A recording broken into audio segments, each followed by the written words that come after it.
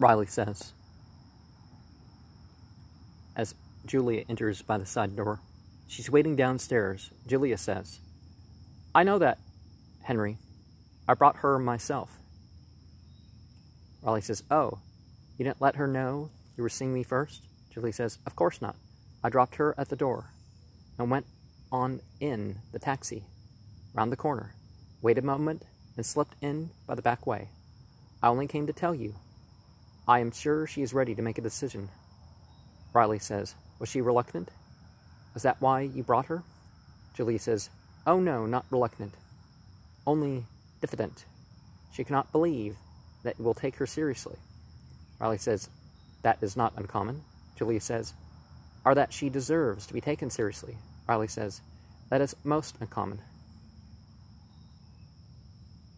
Julia says, Henry, get up. You can't be as tired as that.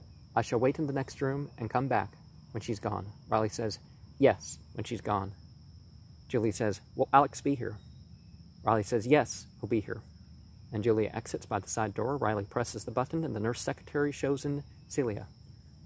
Riley says, Miss Celia Copplestone, won't you sit down? I believe you are a friend of Miss Shuttlethwaite. Celia says, yes, it was Julia, Miss Shuttlethwaite, who advised me to come to you. But I've met you before, haven't I, somewhere? Oh, of course, but I didn't know. Riley says, there's nothing you need to know.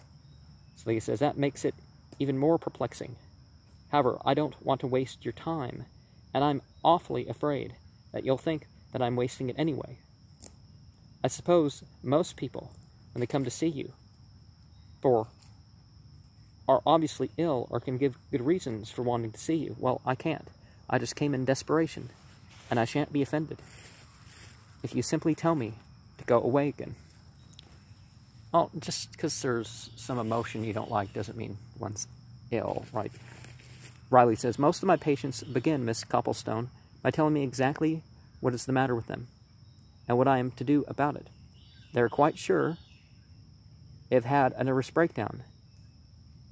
That is what they call it. And usually they think that someone else is to blame. Celia says, I at least have no one to blame but myself. Riley says, and after that, the prologue to my treatment. It's to try to show them that they are mistaken about the nature of their illness and lead them to see that it's not so interesting as they had imagined. When I get as far as that, there's something else to be done. Celia says, well, I can't pretend that my trouble is interesting, but I shan't begin that way. I feel perfectly well. I could lead an active life if there's anything to work for. I don't imagine that I'm being persecuted. I don't hear any voices. I have no delusions, except that the world I live in seems all a delusion. But oughtn't I first to tell you the circumstances? I'd forgotten that you know nothing about me. And with what I've been going through these last weeks, I somehow took it for granted that I need explain myself. Riley says, I know quite enough about you for the moment. Try first to describe your present state of mind. Celia says, well, there are two things I can't understand, which you might consider symptoms. But first, I must tell you that I should really like to think there's something wrong with me. But if there isn't, then there's something wrong, or at least very different from what it seemed to be, with the world itself. And that's much more frightening. That would be terrible, so I'd rather believe. There is something wrong with me that could be put right. I'd do anything you told me to get back to normality. Riley says, we must find out about you before we decide what is normality. You say there are two things. What is the first? Yeah, normalcy, methods of psychology have their serious flaws, whether it's normalcy for one's gender and age in the society, or whether it's normalcy for oneself, Celia says, an awareness, a solitude. But that sounds so flat. I don't mean simply that there's been a crash, though indeed has been. It isn't simply the end of an illusion in the ordinary way or being ditched. Of course, that's something that's always happening to all sorts of people, and they get over it, more or less, or at least they carry on. No, I mean, what has happened has made me aware that I've always been alone, that one always is alone. Not simply the ending of one's relationship, not even simply finding that it never existed, but a revelation about my relationship with everybody. Do you know? It no longer seems worthwhile to speak to anybody, Riley says. Oh, what about your parents? Celia says, oh, they live in the country. Now, they can't afford to have a place in town. It's all they can do to keep the country house going. But it's been in the family so long, they won't leave it. Riley says, and you live in London? Celia says, I share a flat with a cousin, but she's abroad at the moment. And my family want me to come down and stay with them. But I just can't face it. Riley says, so you want to see no one? Celia says, no, it isn't that I want to be alone, but that everyone's alone. Or so it seems to me. They make noises and think they're talking to each other. They make faces and think they understand each other. And I'm sure that they don't. Is that a delusion? Riley says, a delusion is something we must return from. There are other states of mind which we take to be delusion, but which we have to accept and go on from. And the second symptom? Celia says, that's stranger still. It sounds ridiculous, but the only word for it that I can find is a sense of sin. Riley says, you suffer from a sense of sin, Miss Copplestone? That is most unusual. No, that's pretty much usual. We realize we make mistakes of all sorts, and realizing and all that sort of stuff. Celia says, it seemed to me abnormal. Riley says, we have yet to find what would be normal for you before we use the term abnormal. Tell me what you mean by sense of sin. And really, psychologists, it's not their business, the spiritual side of things. Celia says, it's much easier to tell you what I don't mean. I don't mean sin in the ordinary sense, Riley says. And what, in your opinion, is the ordinary sense? Celia says, well, I suppose it's being immoral, and I don't feel as if I've been immoral. And I don't feel as if I was immoral. In fact, aren't the people one thinks of as immoral just the people who we say have no moral sense? Well, that would be amoral, but I've never noticed that immorality was accompanied by a sense of sin. At least, I've never come across it. I suppose it is wicked to hurt other people, if you know that you're hurting them. I haven't hurt her. I wasn't talking about anything away from her. Anything she wanted. I may have been a fool, but I don't mind at all having been a fool. Yeah, regardless of what one wants, if you know it's hurting other people, oh, I like this, and, you know. Riley says, and what is the point of view of your family? Celia says, well, my bringing up was pretty conventional. I'd always been taught to disbelieve in sin. Oh, I don't mean that it was ever mentioned, but anything wrong from our point of view was either bad form or was psychological, and bad form always led to disaster, because the people one knew disapproved of it. I don't worry much about form myself, but when everything's bad form or mental kinks, you either become bad form or cease to care, or else if you care, you must be kinky. Riley says, and do you suppose that you have what you call a kink? Celia says, but everything seemed so right at the time. I've been thinking about it over and over. I can see now it was all a mistake. But I don't see why mistakes should make one feel sinful. And yet I can't find any other word for it. It must be some kind of hallucination. Yet at the same time, I am frightened by the fear that it is more real than anything I believed in. Riley says, and what is more real than anything you believed in? And It's different making a transgression and having that type of transgression be one's character. Celia says, "It's not the feeling of anything I have ever done which I might get away from, or anything in me I could get rid of, but of emptiness, of failure, towards someone or something outside of myself. And I feel I must atone, is that the word? Can you treat a patient for such a state of mind?" Well, people do drugs, try to cover up their guilt all the time. It doesn't quite work. And you're just chasing it away by saying, "Oh, I've got this off my back." Well, you really haven't completely dealt with it just by confessing or putting it on Jesus or whatever people are going to try to do this. Riley says, "What had you believed were your relations with this man?" Celia says, "Oh, you'd guess that, had you? That's clever of you. No, perhaps I made it obvious. You don't need to know about him, do you?" Riley says, "No." Celia says, "Perhaps I'm only typical." Riley says, "There are different types. Some are rarer than others." So, you know, there's no stupid questions. People all like, "Oh," you know, not everybody gives the same answer.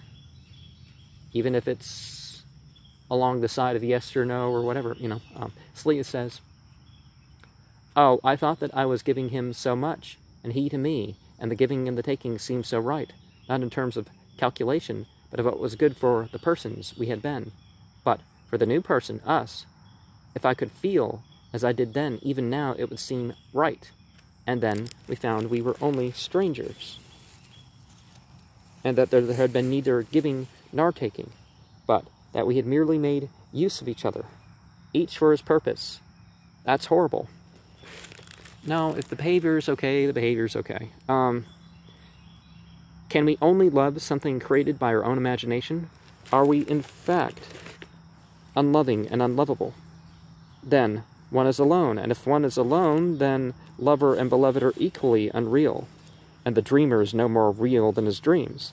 And this man, what does he now seem like to you? Like a child who has wandered into a forest, playing with an imaginary playmate, and suddenly discovers he's only a child, lost in the forest, wanting to go home. Compassion may already be a clue," said Riley, "towards finding your own way out of the forest." Celia says, "But even if I find my own way out of the forest, I shall be left with the inconsolable memory of the treasure I went into the forest to find, and never found, and which was not there, and perhaps is not anywhere. But if not anywhere, why do I feel guilty about not having found it?" Well,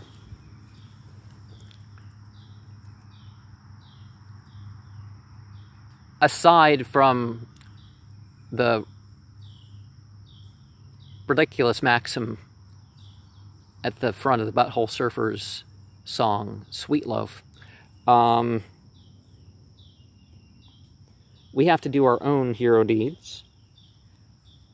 And sometimes it's just about the journey of whatever.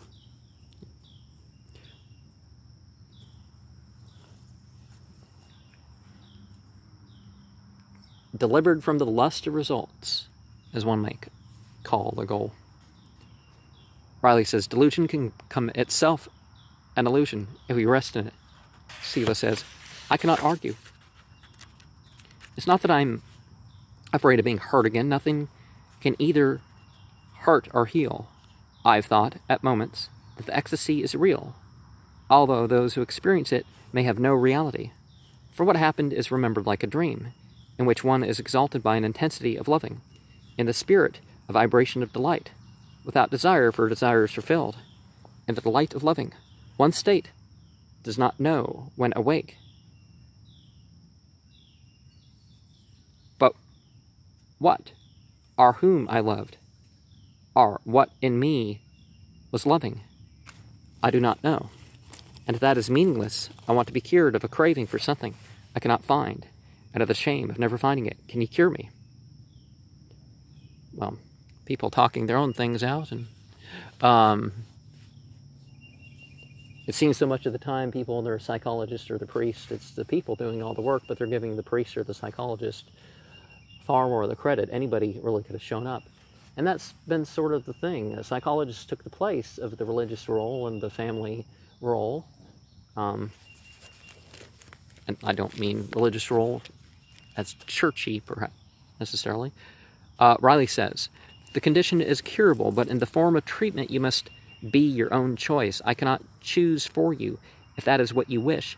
I can reconcile you to the human condition, the condition in which some who have gone as far as you have succeeded in returning. They may remember the vision they have had, but they cease to regret it. Maintain themselves by the common routine, learn to avoid excessive expectation, become tolerant of themselves and others, giving and taking in the usual actions. What there is to give and take, they do not repine, are contented with the morning that separates, and with the evening that brings together.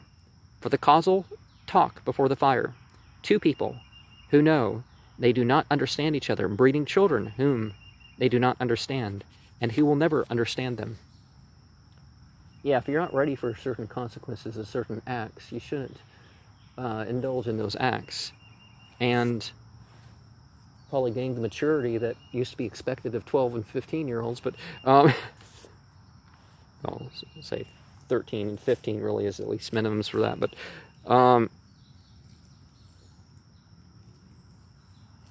they're talking about raising children and so in a marriage, right? Again, you know. Celia says, is that the best life?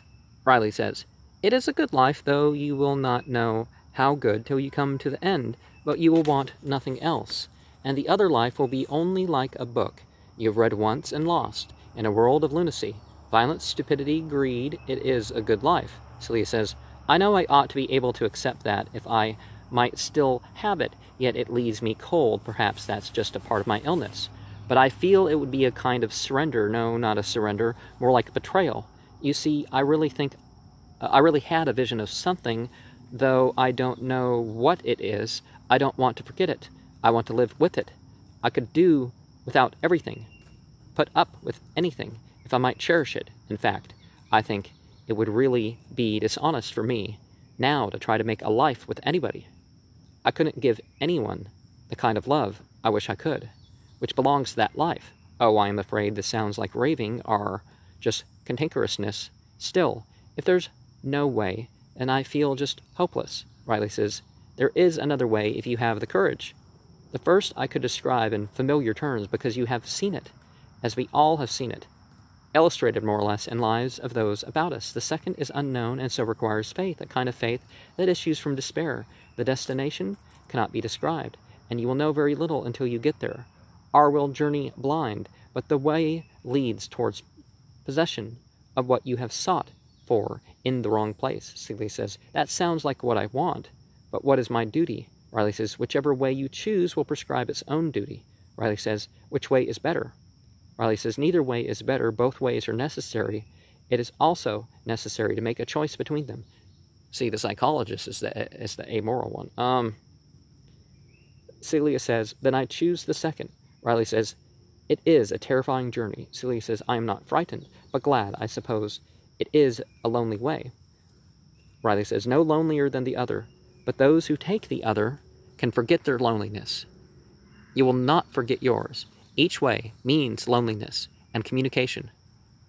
Both ways avoid the final dissolution of solitude and the phantasmal world of imagination, shuffling memories and desires. Celia says, that is the hell I have been in. Riley says, it isn't hell till you become incapable of anything else. Now, do you feel quite sure? Celia says, I want your second way. So what am I to do? Riley says, you will go to the sanatorium. Celia says, oh, what an anticlimax. I have known people who have been to your sanatorium and come back again. I don't mean to say that they weren't much better for it. That's why I came to you. But they returned well, I mean, to everyday life. Riley says, true, but the friends you have in mind cannot have been to the sanatorium. I am very careful whom I send there. Those who do not come back as they did. Celia says, it sounds like a prison.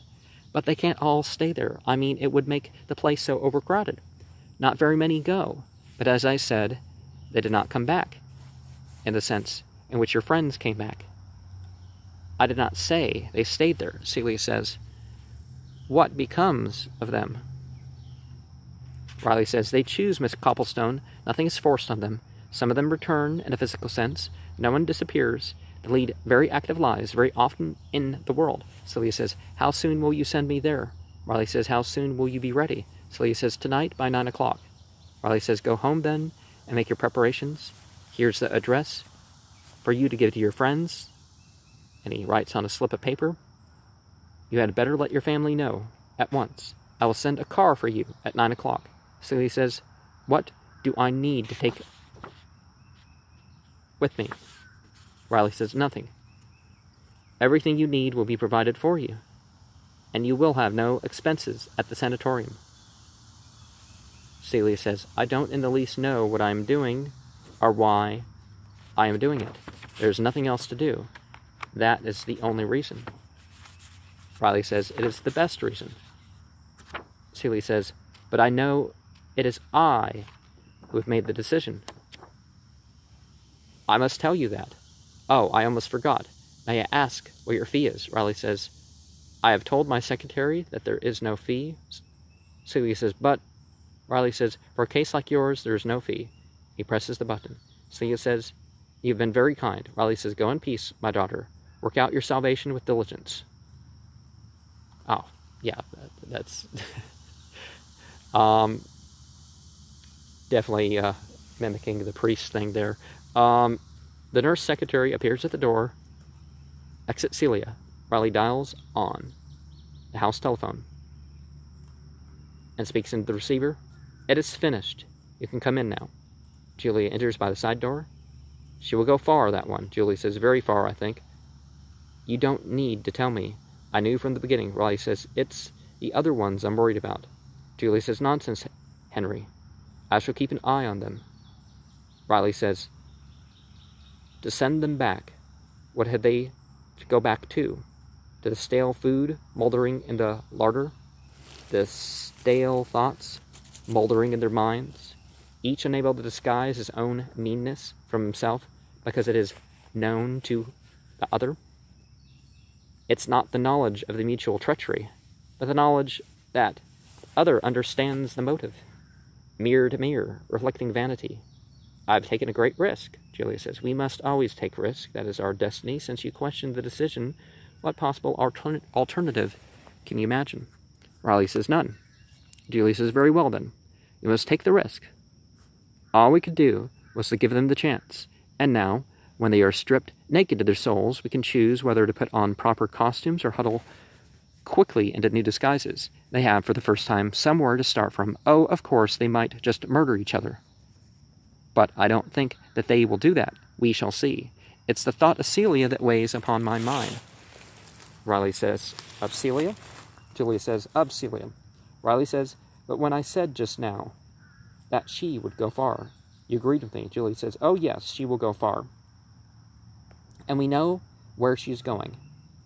But what we do know of the terrors of the journey, you and I don't know the processes by which the human is transhumanized. What do we know of the kind of suffering they must undergo on the way of illumination? Transhumanist, transcosmic are certainly currents that people can work with.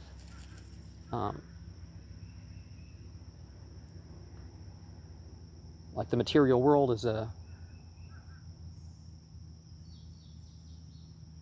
it's a vehicle. Even these bodies we're in, it's a vehicle. But you still have to use the vehicle. It's not. Riley says, will she be frightened by the first appearance of projected spirits? Julie says, Henry, you simply do not understand innocence. She'll be afraid of nothing. She will not even know that there is anything there to be afraid of. She is too humble. She will pass between the scolding hills, through the valley of derision, like a child sent on an errand, in eagerness and patience. Yet she must suffer. Riley says, when I express confidence in anything, you always raise doubts when I am apprehensive, that you see no reason for anything but confidence. Julia says, that's one way in which I am so useful to you. You ought to be grateful, Riley says. And when I say to one like her. Work out your salvation with diligence. I do not understand what I myself am saying, Julia says. You must accept your limitations, but how much longer will Alex keep waiting? Riley says, he should be here by now.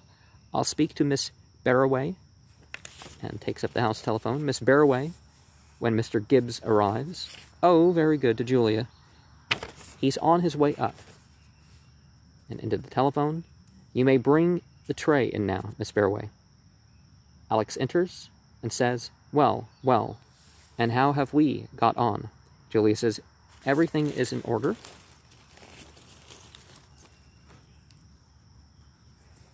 The Chamberlains have chosen. Riley says, they accept their destiny.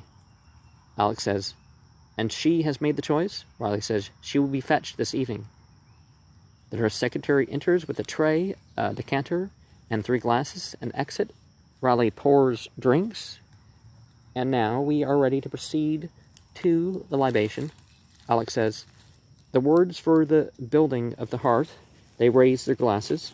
Riley says, let them build the hearth under the protection of the stars. Alex says, and let them place a chair each side of it. Julia says, may the holy ones watch over the roof. May the moon herself influence the bed. And they drink. Alex says, the words for those who go upon a journey. Riley says, protector of travelers, bless the road. Alex says, watch over her in the desert. Watch over her in the mountain. Watch over her in the labyrinth. Watch over her by the quicksand. Julia says, protect her from the voices. Protect her from the visions. Protect her in the tumult. Protect her in the silence.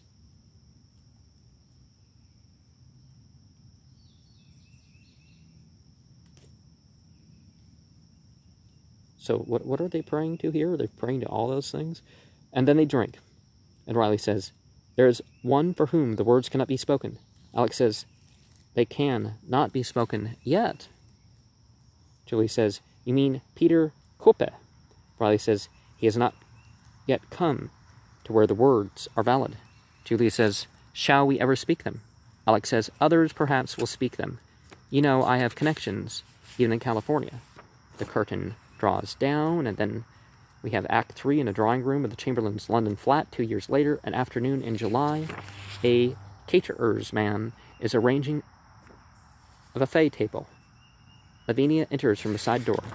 The caterer's man says, have you any further orders for us, madame? Lavinia says, you could bring in the trolley with the glasses and leave them ready. The caterer's man says, very good, madame. Lavinia exits, looking about the room critically, and moves a bowl of flowers on the way out, I guess. Oh, he exits, and Lavinia does this.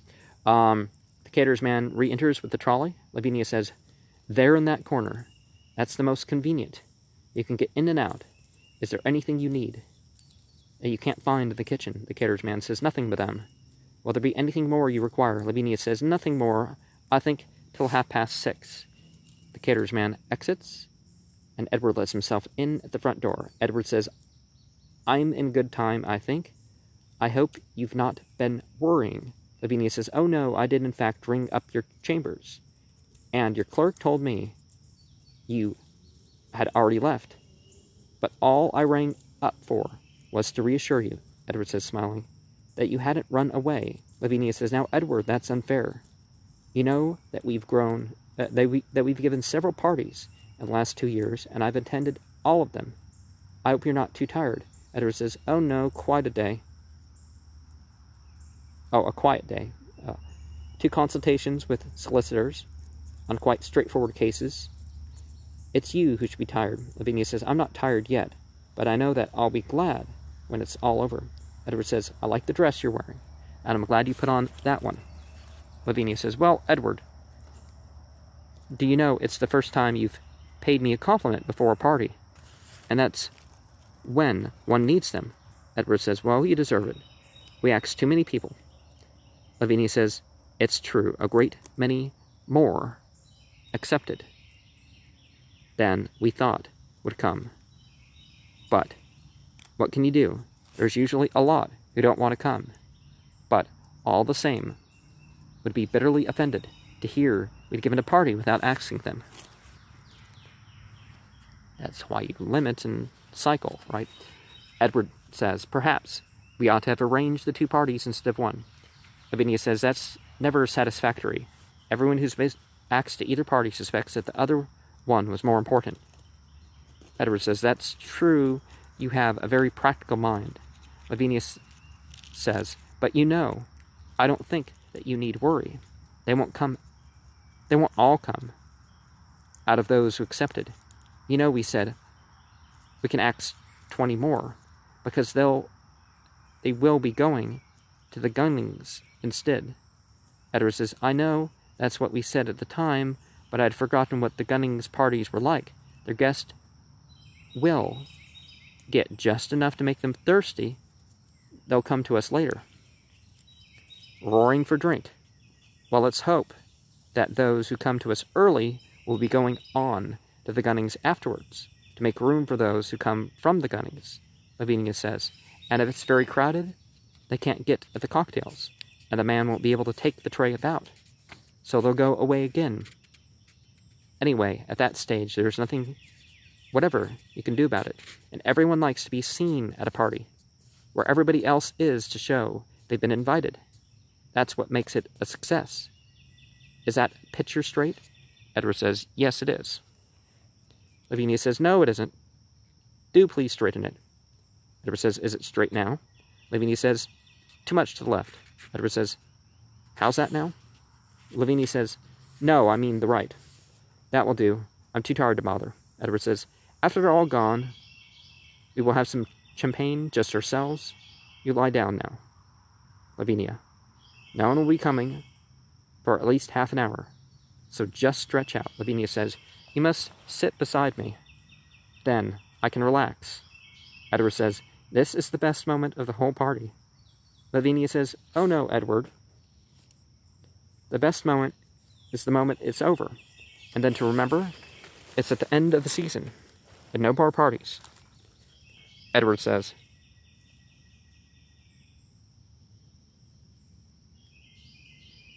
and no more committees. Lavinia says, can we get away soon? Edward says, by the end of next week, I shall be quite free. Lavinia says, and we can be alone. I love that house being so remote. Edward says, that's why we took it, and I'm really thankful to have that excuse for not seeing people. And you do need to rest now. The doorbell rings, and Lavinia says, oh, bother. Now? Who would come so early? I simply can't get up. The caterer's man. A Shuttlethwaite. Lavinia says, oh, it's Julia. And Julia enters,